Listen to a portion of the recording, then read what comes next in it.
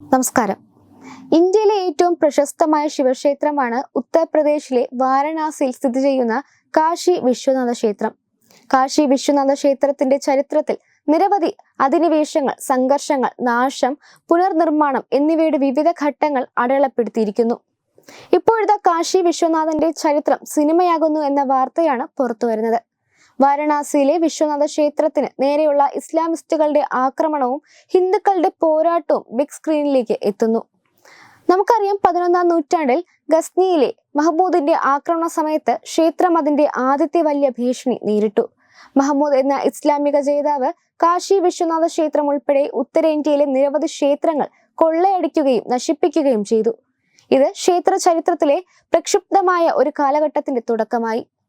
17ാം നൂറ്റാണ്ടിന്റെ അവസാനത്തിൽ മുഗൾ ചക്രവർത്തിയായ ഔറംഗസേബിന്റെ ഭരണകാലത്താണ് ക്ഷേത്രത്തിന്റെ ചരിത്രത്തിലെ ഏറ്റവും പ്രധാനപ്പെട്ട സംഭവങ്ങളിലൊന്ന് നടക്കുന്നത്.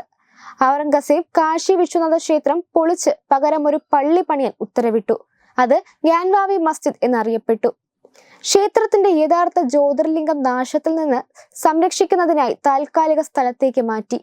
ഔറംഗസീബിന്റെ ഭരണത്തെ തുടർന്നുള്ള കാലഘട്ടത്തിൽ ക്ഷേത്രം അതിന്റെ യഥാർത്ഥ സ്ഥാനത്ത് പുനർസ്ഥാപിക്കാൻ ഭക്തരായ ഹിന്ദുക്കളുടെ യോജിച്ച ശ്രമങ്ങൾ കണ്ടു. ഇന്നത്തെ ക്ഷേത്ര സമുച്ചയം 18ാം നൂറ്റാണ്ടിൽ ഇൻഡോറിലെ രാജ്ഞി അഹല്യാഭായ് ഹോൾക്കറാണ് നിർമ്മിച്ചത്. ക്ഷേത്ര നിർമ്മാണത്തിനും ഹിന്ദു നവോത്ഥാനത്തിനും നൽകിയ സംഭാവനകൾക്ക് പേരുകേട്ട ഒരു പ്രമുഖ ഭരണാധികാരിയായിരുന്നു അഹല്യാഭായ് ഹോൾക്കർ എന്നത് ശ്രദ്ധിക്കേണ്ടതാണ്. ക്ഷേത്രത്തിന്റെ നിലവിലെ സ്ഥാനം ഗ്യാൻവാപി മസ്ജിദിനോട് ചേർന്നാണ്. അത് ഇന്ന് മതപരവും രാഷ്ട്രീയവുമായ ചർച്ചാ വിഷയമായി തുടരുന്നു. ഈ വിവാദങ്ങൾക്കിടയിലും വിശ്വാസത്തിന്റെയും ഭക്തിയുടെയും പ്രതീകമായി കാശി വിശ്വനാഥ ക്ഷേത്രം തഴച്ചു വളരുന്നു. ഇപ്പോഴത്തെ ക്ഷേത്രത്തിന് നേരെയുള്ള ഇസ്ലാമിസ്റ്റുകളുടെ ആക്രമണവും ഹിന്ദുക്കളുടെ പോരാട്ടവും സിനിമയാകാൻ പോകുന്നു എന്നതാണ് ശ്രദ്ധേയമാകുന്നത്. ഉത്തരേന്ത്യയിലെയും ദക്ഷിണേന്ത്യയിലെയും നിരവധി കലാകാരന്മാർ അണിനിരക്കുന്ന വമ്പൻ പദ്ധതിയായിരിക്കും ഇതെന്നാണ് സൂചന.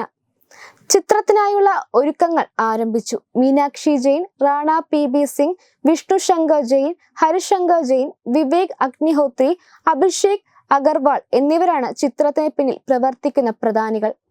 അഭിഷേക് അഗർവാൾ ആർട്സ് എന്ന സിനിമ നിർമ്മാണ കമ്പനി നടത്തുന്ന അഭിഷേക് അഗർവാളാണ് ഈ ചിത്രം നിർമ്മിക്കുന്നത്.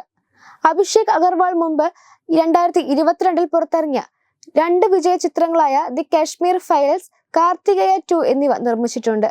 ഒന്ന് കാശ്മീരി പണ്ഡിറ്റുകളുടെ താഴ്വരയിൽ നിന്നുള്ള പലായനവും ഇസ്ലാമിക ക്രൂരതയും ചിത്രീകരിച്ചപ്പോൾ മറ്റൊന്ന് ശ്രീകൃഷ്ണ ചരിത്രവുമായി ബന്ധപ്പെട്ട് ചിത്രമായിരുന്നു.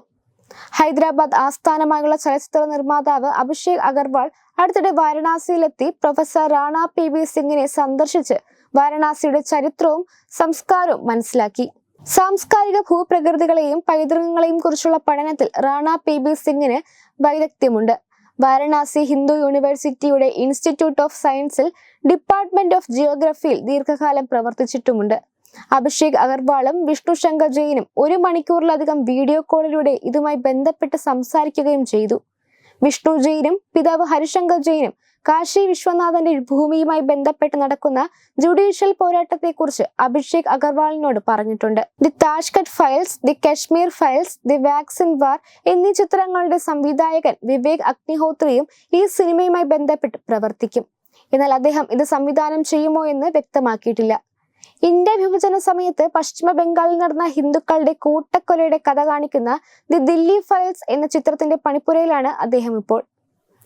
Web desk Tatwamayi news. Powered by Jyotis. Realizing your dream home.